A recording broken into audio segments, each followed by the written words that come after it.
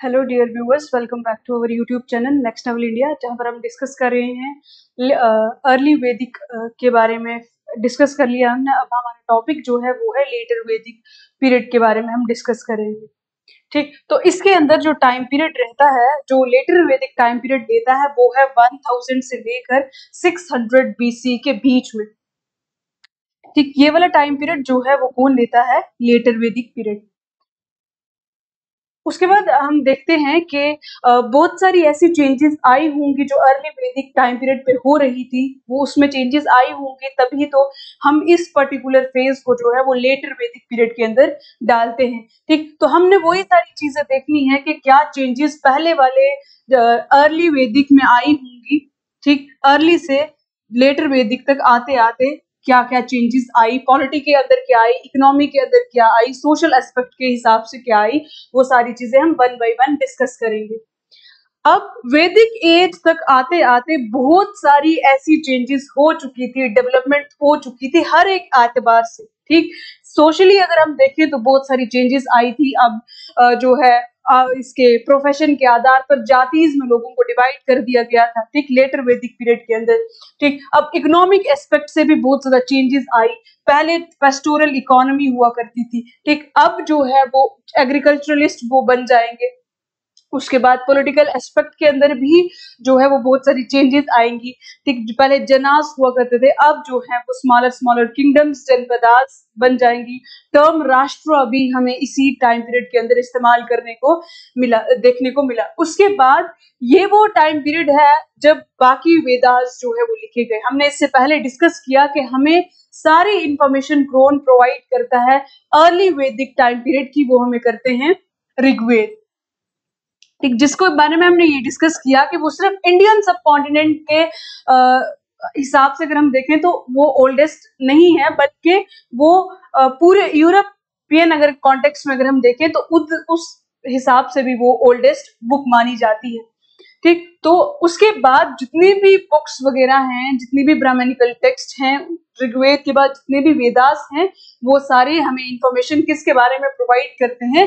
Letter वैदिक period के बारे में प्रोवाइड करते हैं। ठीक, उसके बाद बहुत सारे संहिता, सामवेद वगैरह भी लिखे गए उस टाइम पर। यजुर्वेद, अथर्ववेद, ये सारे वेदास लिखे गए। अब सामहितास जो है वो सामहितास क्या हो गए? सामहितास हो गए कि जितने भी वेद के अंदर हाइमन्स हैं, ठीक, जितने भी वचन हैं, उन सबको हम क्या कहते हैं? संहितास। उस पर्टिकुलर हमने अलग बुक के अंदर उनको कंपाइल किया हुआ है। उसके बाद सामवेद आ गया कि इन हाइमन्स को किस मेलोडी के साथ, किस धुन के साथ हमने इसको गाना है, इसको चांट करना है, उसको हमने वो सारे रूल्स हमने लिख दिए सामवेद के अंदर। ठीक, उसके बाद यजुर्वेद, अथर्ववेद, इनके बारे में हम जब वैदिक लिटरेचर के बारे में डिस्कस करेंगे तब हम इनके बारे में जो है वो फर्दर डिस्कस करेंगे। ठीक, इलेबोरेट करके। उसके बाद बहुत सारे ब्राह्मणास, आर्यनकास एंड उपनिषद भी हमें इस चीज के बारे में इंफॉर्मेशन प्रोवाइड करते हैं। अब ब्राह्मणास, हर एक वेद को लिखने के लिए अलग अलग ब्राह्मणास होते हैं, यानी ट्रांसलेशन आप कह सकते हो। ठीक, तो ये ब्राह्मणास बुक्स जो हैं, इनमें बेसिकली ट्रांसलेशन है वेदास की। ठीक, और इसके अंदर हमें देखते हैं कि रिचुअलिस्टिक फार्मूलास के बारे में लिखे हैं कि किस तरीके से कौन सा कोई भी अगर रीति रिवाज होगा, कोई भी रिचुअल होगा, कोई भी राइट परफॉर्म किया जाएगा, तो उसके अंदर कैसे कैसे रिचुअल होंगे, उसका क्या तौर तरीका होगा, क्या प्रोसेस होगा, क्या स्टेप्स होंगे, वो सारे ब्राह्मणास में लिखे गए।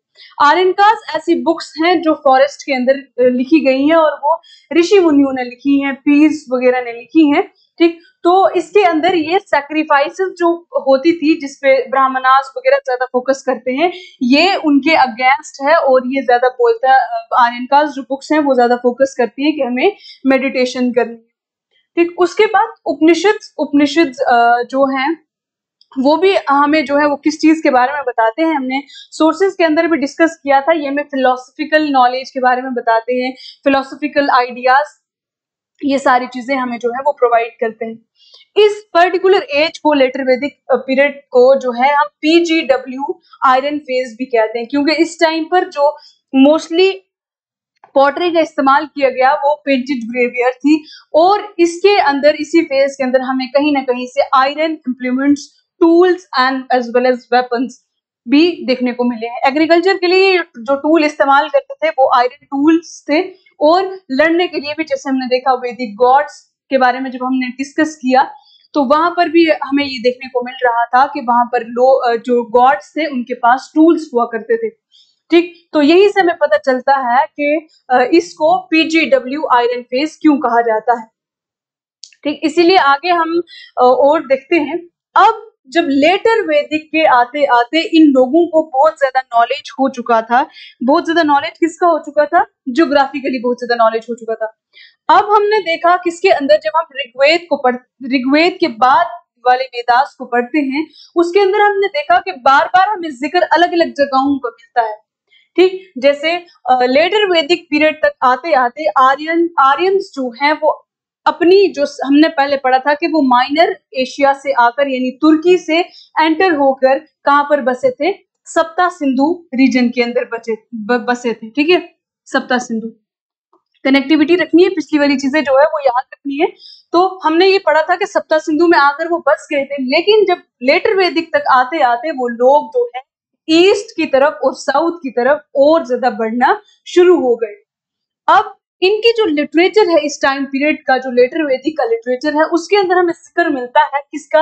अरेबियन सी का, विंध्यन रेंज का, और northern plains of the Ganga Yamuna Doab. Doab होता है तो माउंट रिवर्स के बीच का जो एरिया होता है, ठीक, उसको बोलते हैं हम दोआब। अब हमें इन सब एरियाज का रेफरेंस उनके अंदर मिल रहा है, उनकी लिटरेचर के अंदर मिल रहा है। दैट मीन्स उनको, उन लोगों को इन सब चीजों का जो है वो क्या है, नॉलेज काफी ज्यादा है। उसके बाद हमें पता चलता है, जब हम इनके लिटरेचर को पढ़ते हैं तो वहां से हमें पता चलता है कि ये लोग अब कहां से मूव कर रहे थे? पंजाब से मूव कर रहे थे। कहां पर? दिल्ली और अपर गैंजेटिक दोआब रीजन के अंदर। सबसे पहले हमने पढ़ा कि वो कहां पर आए थे? पंजाब सिंध रीजन के अंदर। ठीक, वो बसे थे जहां पर 7 नदियां बहती थी। उसके बाद अब लेटर वैदिक पीरियड के आते आते वो लोग कहां पर चले गए? दिल्ली और अपर गैंजेटिक दोआब के अंदर वो उन्होंने बसना जो है वो क्या कर दिया? शुरू कर दिया। उसके बाद हम देखते हैं आगे। Moving eastward, they habituated the Awadh region and moving further east, they entered into Bihar. अब वो क्या हो गया? ईस्ट की तरफ वो जब बसे तो ईस्ट के अंदर उन्होंने कौन कौन से रीजन के अंदर, जैसे कि हो गया अवध रीजन हो गया, ठीक, उसके बाद बिहार के अंदर भी उन्होंने बसना जो है वो शुरू कर दिया। अब इसके अंदर हम अगर देखें तो क्या चीज थी जिसकी वजह से ये इनका रैपिड एक्सपेंशन हो रहा था, ये लोग बसते जा रहे थे? तो ईस्ट की तरफ, उस टाइम पर ईस्ट का अगर हम एरिया देखें तो वो पूरा जंगलों से कवर्ड था। तो इसका पॉसिबल रीजन ये हो सकता है कि वो लोग उस टाइम पर जो है फायर का इस्तेमाल करना चाहते थे। ठीक, तो उसकी वजह से उन्होंने सारे फॉरेस्ट वगैरह जो है वो क्या कर दिए? जला दिए। ठीक, और उन सारी एरियाज को प्लेन कर दिया। जितने भी आयरन इम्प्लीमेंट्स का वो इस्तेमाल करते थे तो उसकी वजह से भी उन्होंने एग्रीकल्चर को करना शुरू कर दिया। ठीक, उसके बाद उन्होंने पेड़ काटने के लिए या बुशेस को काटने के लिए या लैंड को क्लियर करने के लिए, सॉइल करने के लिए, टिलिंग करने के लिए किसका इस्तेमाल कर दिया? आयरन टूल्स का इस्तेमाल करना शुरू कर दिया। ठीक, उसके बाद इन्हीं दो चीजों की वजह से, यानी कि the use of fire and the use of implements of iron, इनकी मदद से उन्होंने क्या किया? बड़े बड़े थिक फॉरेस्ट्स जो है उनको क्लियर करना शुरू कर दिया, उनको बिल्कुल साफ कर दिया, और जंगली जो जानवर थे उनको मारना शुरू कर दिया। ठीक, अब जो खतरा लाहक होगा, अगर हमारे ऊपर जो है वो कोई अटैक कर रहा है तो हमारे पास कोई ना कोई टूल है तो हम अपनी हिफाजत जो है वो उस टूल से कर सकते हैं। ठीक, तो इन्होंने भी वही चीज की। उसके बाद अग्नि एंड विदिहा मधावा जो है ये गॉडेस हैं उस टाइम की। ठीक, तो इनकी जो स्टोरीज हैं उनसे हमें पता चलता है कि ये लोग जो है वो कहां पर मूव हुए थे? ईस्ट वाली तरफ मूव हुए थे। अगर हम कोई भी चीज कह रहे हैं तो हमें उस चीज को प्रूव करने के लिए कोई ना कोई हमारे पास स्ट्रॉन्ग एविडेंस होना चाहिए। तो हम जब कह रहे हैं कि वो ईस्ट की तरफ मूव हुए तो हमें उनके लिटरेचर से पता चल रहा है, और उसके बाद जो स्टोरी है अग्नि और विदिहा मधावा की, उनसे पता चलता है कि ये ईस्ट की तरफ जो है वो क्या हुए? मूव हुए। ठीक, और वो स्टोरी किसके अंदर है? सतपथा ब्राह्मणा के अंदर। ठीक है, जो मोस्ट इम्पॉर्टेंट ब्राह्मणा माना जाता है। ठीक, उसके बाद यहीं से जो है इसी टाइम पीरियड के अंदर हम देखते हैं शुरुआत हुई कि जनास से ये इनकी जो पॉलिटी है वो ट्रांसफॉर्म होने शुरू हो गए, किसके अंदर, जनपदास के अंदर। ठीक, अब छोटे छोटे किंगडम्स जो है, अब यहाँ पर हम आगे देखेंगे कि ये लोग सेटल होना शुरू हो गए, इन्होंने सेटल्ड लाइफ गुजारना शुरू कर दी। फिर यहीं से जो है वो छोटे छोटे किंगडम की नींव रखी जाएगी, फिर लेटर जाकर वो एक बड़ा एम्पायर जो है वो बनेगा। इस टाइम पीरियड के अंदर नहीं बनेगा, बट उसका जो बेस है वो यहीं से स्टार्ट होता है। अब इन्होंने लेटर वेदास वैदिक एज जो है ये उसको उन्होंने इंडिया को 3 पार्ट्स में डिवाइड किया है, यानी इंडिया की जो डिवीजन है वो 3 पार्ट्स के अंदर की है। वन इज आर्यवर्त यानी नॉर्दर्न इंडिया। जब हम वैदिक लिटरेचर को पढ़ते हैं, अगर आपने कभी पढ़ा होगा या अगर आप कभी पढ़ोगे तो उसके अंदर आप देखोगे कि इंडिया को किस तरीके से इंडिया की जो पूरी ज्योग्राफिकल उन्होंने डिवीजन की है वो 3 पार्ट्स में की है। पहला आता है आर्यवर्त। आर्यवर्त मतलब होता है नॉर्दर्न इंडिया, ठीक। सेंट्रल इंडिया को उन्होंने कहा है मध्यादिशा, एंड दक्षिणापाथा हो गया साउथर्न इंडिया। तो यानी इंडिया को 3 पार्ट्स के अंदर उन्होंने डिवाइड किया है, ठीक। ये हमने उनका ज्योग्राफिकल नॉलेज देख लिया कि कितना ज्यादा उनको नॉलेज था, ठीक, जो हमें उनकी लिटरेचर से पता चलता है। उसके बाद हम अगर उनकी पॉलिटिकल ऑर्गेनाइजेशन की बात करें तो उसमें भी कोई ना कोई चेंजेस आई होंगी, ठीक। तभी तो इस पीरियड को हम जो है वो बाद में रखते हैं, लेटर वैदिक के अंदर रखते हैं। पहली चेंज जो पॉलिटिकल सिनेरियो के अंदर आई वो ये आई कि जो ऋग्वैदिक जना थे, यानी जो छोटी छोटी किंगडम्स थी, मतलब अभी किंगडम्स नहीं कह सकते, लेट अर्ली वैदिक पीरियड के अंदर, यानी जो जनास थे, यानी छोटे छोटे जो कबीले हुआ करते थे, अब वो ट्रांसफॉर्म होते हैं जनपदा। यानी मीनिंग, जना का मतलब होता है पीपल, कोई कबीला, कोई लोगों का ग्रुप, ठीक। अब जनपदास हो गए उससे थोड़े बड़े, ठीक। यानी एरिया वो वाला एरिया जहां पर एक ट्राइब सेटल्ड हो रहा है, ये वाले सेटल्ड नहीं है, ठीक। ऋग्वैदिक जना जो है वो सेटल्ड नहीं है। और जहां पर भी जिक्र आएगा ऋग्वैदिक पीरियड का, तो ऋग्वैदिक पीरियड यानी अर्ली वैदिक पीरियड, क्योंकि हम इसी से जो है वो रिकंस्ट्रक्ट करते हैं अपना अर्ली वैदिक पीरियड, ठीक। उसके बाद आता है अब जो राजन है, राजन जो है, पहले राजन किसके लिए इस्तेमाल होता था, ठीक। पहले सिर्फ कैटल्स रेड्स हुआ करती थी, जब माना जाता था कि जिनके पास ज्यादा कैटल्स हैं वो ज्यादा अमीर हैं।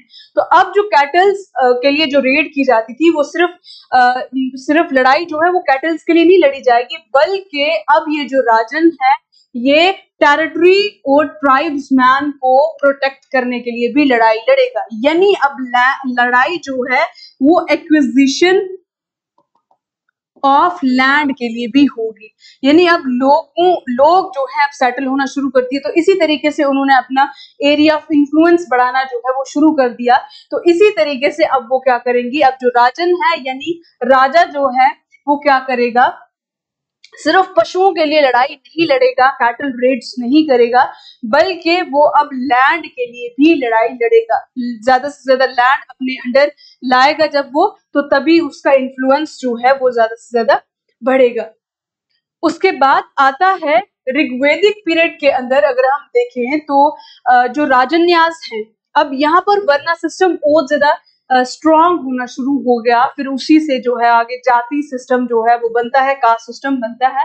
तो अब जो राजा हुआ करते थे वो कौन हुआ करते थे, क्षत्रियास हुआ करते थे। हमने पढ़ा क्षत्रिय कौन थे, जो कॉस्मिक बीइंग यानी ब्रह्मा जो है उनकी आर्म से बने हुए जो लोग थे, अब वो बनेंगे राजास, ठीक, जिनकी जो सारी टेरिटरीज को उस टाइम पर कंट्रोल करेंगे, ठीक। उसके बाद वॉर का जो रीजन है, मतलब लड़ाइयां क्यों लड़ी जाती थी, पहले कैटल रेड्स की जाती थी ना, कैटल्स को ज्यादा से ज्यादा अपने कब्जे में लिया जाएगा, क्योंकि वही एक साइन था कि आप उसमें माना जाएगा कि आप बहुत ज्यादा जो है वो वेल्दी पर्सन है।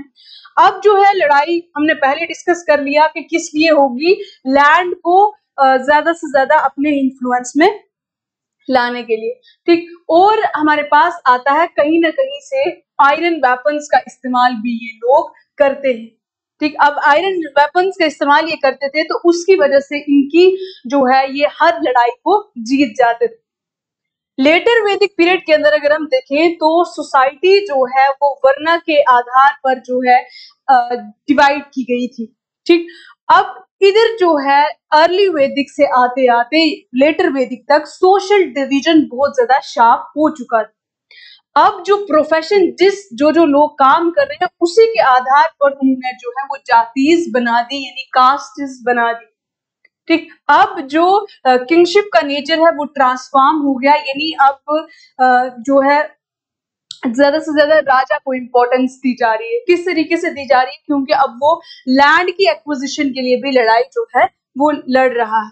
ठीक, बहुत सारे ऐसे रिचुअल जैसे राजसूया हो गया, इसको बहुत ज्यादा इम्पोर्टेंस मिलने लगी। राजसूया हो गया रॉयल कोरोनेशन, यानी जब कोई राजा जो है वो गद्दी नशीन होता है, गद्दी पर बैठता है।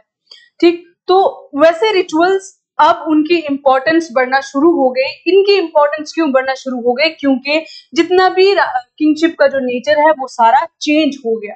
अब पहले जो है इतना ज्यादा पॉलिटिकली लोग अवेयर नहीं थे, लेकिन अब इन्होंने अपना पॉलिटिकल सिस्टम जो है और ज्यादा स्ट्रॉन्ग करना शुरू कर दिया। उसके बाद बहुत सारे और भी रिचुअल्स जो है वो कराए जाते थे, जिसके अंदर अगर हम देखें तो हमारे पास आता है अश्वमेध यज्ञ कराया जाता था, जिसके अंदर जो है वो एक हॉर्स को छोड़ दिया जाता था। ठीक, और जिस जहां पर वो रुकेगा, जितना जितना एरिया उसने कवर किया, वो सारा जो है वो राजे के कंट्रोल के अंदर आ जाएगा, चाहे वो किसी और की टेरिटरी में भी घुस जाए, बट उसको फिर कोई और क्वेश्चन नहीं कर सकता था। तो ये सारे रिचुअल्स जो है वो कराए जाते थे। ठीक है, इनकी ज्यादा इंपॉर्टेंस हो गई। इनकी इंपॉर्टेंस क्यों बढ़ी? क्योंकि उस टाइम पर राजा की इंपॉर्टेंस जो है वो बढ़ रही थी। अब लेटर वैदिक पीरियड के अंदर क्या होता है कि जितनी भी ऋग्वैदिक टाइम पीरियड की जो पॉपुलर असेंबलीज थी, हमने पढ़ा विधाता थी, सभा थी, समिति थी, गणा थी, ये सारी जो है इनकी इंपॉर्टेंस अब धीरे धीरे खत्म होना शुरू हो गई। अब विधाता जो है वो तो कंप्लीटली डिसअपेयर हो गई, और सभा और समिति उनका भी कैरेक्टर, उनका जो प्राइमरी फंक्शन था जो अर्ली वैदिक टाइम पीरियड के अंदर वो परफॉर्म कर रहे थे, अब वो सारी चीजें चेंज हो जाएंगी, यानी उनका स्ट्रक्चर जो है वो चेंज हो गया। पहले जो है अब क्या होता है, पहले समिति ज्यादा इंपॉर्टेंस रखती थी अर्ली वैदिक के टाइम पीरियड के अंदर, अब जो है ज्यादा इंपॉर्टेंस कौन रखने लगी? सभा, जो असेंबली है उस टाइम पीरियड के। और इनको कौन डोमिनेट करता था? यहाँ पर कौन लोग ज्यादा जो है इन असेंबलीज को इन्फ्लुएंस करते थे? वो लोग करते थे जो बड़े बड़े चीफ्स हुआ करते थे। ठीक, और बड़े बड़े नोबल्स वगैरह जो लोग थे, यानी rich rich people, kind of Prince जैसे हो गए। ठीक है, बड़े बड़े कबीले के बड़े बड़े लोग वगैरह हो गए। ठीक, और अमीर अमीर लोग जो हैं इसको डोमिनेट करते थे।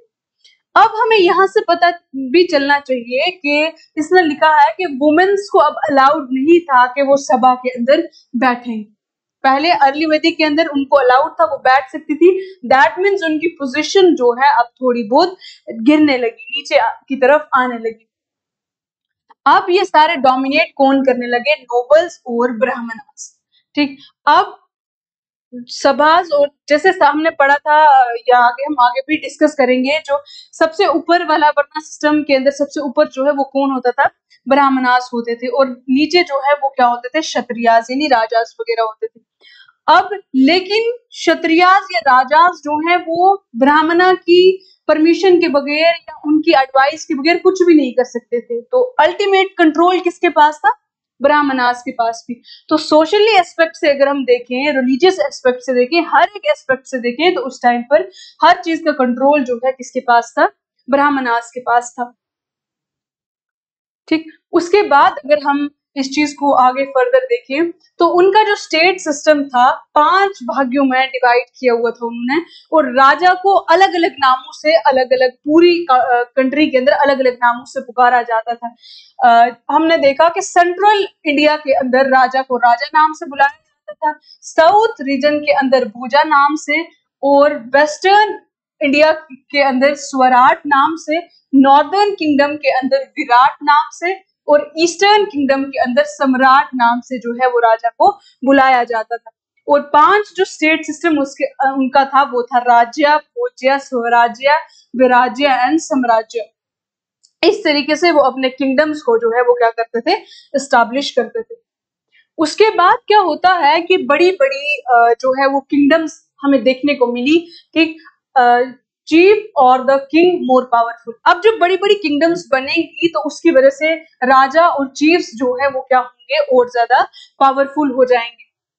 Princes or chiefs ruled tribes, but the dominant tribe gave their names to the territories which might be inhabited by tribes other than their own. अब क्या होता है, किसी रीजन का नाम जो है वो किस तरीके से पड़ता है, जो भी कबीले का नाम होगा, ठीक, पहले वो कबीले का नाम होगा, फिर जो कबीला जिस एरिया के अंदर बसेगा, ठीक, वो उसी रीजन का भी नाम हो जाएगा। जिस तरीके से ये एग्जाम्पल देता है एक पंचाला, ठीक है, पंचाला जो है वो लोगों का नाम भी है और उसके बाद ये रीजन का भी नाम जो है वो पड़ गया। उसके बाद जो टर्म राष्ट्र है, जिसका मतलब होता है टेरिटरी, वो भी पहली बार जो है इसी टाइम पीरियड के अंदर हमें देखने को मिली, इसी टाइम पीरियड के अंदर जो है वो अपीयर हुई। देन उसके बाद और भी बहुत सारे रिचुअल्स जो है वो परफॉर्म किए जाते थे इस टाइम पर, ठीक, जैसे कि हमारे पास हो गई, जैसे हमने पढ़ा अश्वमेध यज्ञ हो गया, राजसूया हो गया, ठीक। उसके बाद जो आता है सैक्रिफाइसेस भी जो है वो क्या होती थी, परफॉर्म की जाती थी, ठीक। अब ये सारी चीजें क्यों की जाती थी, जैसे जो किंगशिप के रिचुअल्स वगैरह हो गई, सैक्रिफाइसेस, ये उस टाइम पर पावर एंड प्रेस्टीज को शो करने के लिए की जाती थी रूलर्स की। उसके बाद यहाँ से एडमिनिस्ट्रेटिव मशीनरी की शुरुआत हमें देखने को मिल गई। अब किंग के पास जो है बहुत सारे, अब पूरी टेरिटरी को कौन चलाएगा, किंग चलाएगा, ठीक, और उसको एडवाइस करने के लिए जो है काउंसिल हुआ करती थी, बहुत सारे मिनिस्टर्स हुआ करते थे जिन्हें हम कहते हैं रत्नीज। और भी टैक्सेशन सिस्टम भी उन्होंने इस चीज के अंदर इन्वॉल्व कर लिया था, जिसके अंदर आता है संग्रहित्री as treasurer of the tax and बागादुगा एज द टैक्स कलेक्टर। जो टैक्स की रखवाली करेगा दैट इज द संग्रहित्री, और उसके बाद बागादुगा जो है वो कौन होगा, टैक्स कलेक्टर होगा। और टैक्स किस तरीके से लिया जाता था, जितनी भी जो भी कोई भी हम क्रॉप्स प्रोड्यूस करेंगे उससे उसके बाद जो डिसाइडेड अमाउंट होती थी वो किंग्स को उनको देनी पड़ती थी। कई जगह होता था कि जो अपनी मर्जी से दी जाती थी और कहीं पर जो है वो क्या की जाती थी, जो है खुद उनसे जो है वो लिया जाता था। अब जो इम्पोर्टेंट ऑफिशियल्स उस टाइम पर हुआ करते थे उसके अंदर आता है पुरोहित, यानी जो प्रीस्ट हुआ करता था, सेनानी, प्रजापति, जीवाग्रीभा, स्पास दतास, ग्रामणी, कुलापा, मध्या मासी एंड बागादुगा। तो ये सारी चीजें जो है ये इम्पोर्टेंट ऑफिशियल्स उस टाइम पर हुआ करते थे। यहाँ पर भी आप देख सकते हो, ठीक है, इसका स्क्रीनशॉट भी आप लेकर रख सकते हो, ठीक। उसके बाद जो टैक्सेस लगते थे, टैक्सेस में आ जाता है बाली एंड भागा। अब ये रेगुलर ट्रिब्यूटरीज हुआ करती थी, ट्रिब्यूट्स वगैरह हुआ करते थे, यानी या टैक्सेस वगैरह हुआ करते थे। कई जगह पर जो है वो राजा खुद जो है वो फोर्सफुली लोगों से लेता था और कहीं लोग जो हैं वो खुद इन लोगों को जो है खुद देते थे, ठीक। उसके बाद अगर हम देखें तो उस टाइम पर, इस टाइम पीरियड के अंदर किंग के पास कोई भी स्टैंडिंग आर्मी नहीं होती थी, ठीक, कोई भी आर्मी उसके पास नहीं है कि अलग यूनिट, ट्राइब्स को एक जगह से दूसरी जगह मूव किया जाता था, जो एज अ मिलिशिया काम करता था। क्या करता था, एज अ मिलिशिया काम करता था, ठीक। और एक जगह से दूसरी जगह वॉर्स के टाइम पर तो कबीलों को असाइन की जाती थी मिलिट्री ड्यूटी। जब भी जैसे भी कोई भी हालात पेश आएंगे तो उस टाइम पर किसको बोला जाएगा, इन जो है ट्राइबल पीपल को कहा जाएगा। तो इस वीडियो के अंदर हमने उनको पॉलिटिकल एस्पेक्ट जो है वो डिस्कस किया और ये देखा कि कौन से सोर्सेज हमें इनके बारे में इंफॉर्मेशन प्रोवाइड करते हैं और जियोग्राफिकल ओवरव्यू जो इंडिया का देते हैं वो, ठीक। तो नेक्स्ट वीडियो के अंदर हम इनकी इकोनॉमी और फर्दर इनकी चीजें जो है वो डिस्कस करेंगे। तब तक के लिए अल्लाह हाफिज, बाय बाय। और कोई भी डाउट अगर क्यूरी आपके जहन के अंदर आती है तो वो आप हमें कमेंट सेक्शन के अंदर बता सकते हैं। ओके, अल्लाह हाफिज।